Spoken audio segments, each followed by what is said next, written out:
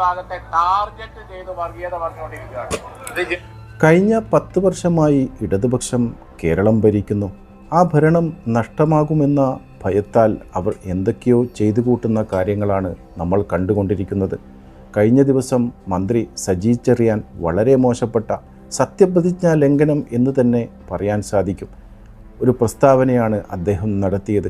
ജനാധിപത്യ സംവിധാനത്തിലൂടെ അധികാരത്തിൽ വന്ന് അധികാരത്തിലേറിയ ആളുകളെ ഒരു പ്രത്യേക മതവിഭാഗത്തിൻ്റെ ആളുകൾ മാത്രമേ ഉള്ളൂ എന്ന് പറഞ്ഞ് വർഗീയ ധ്രുവീകരണം നടത്താനുള്ള ശ്രമമാണ് അദ്ദേഹം നടത്തിയത്.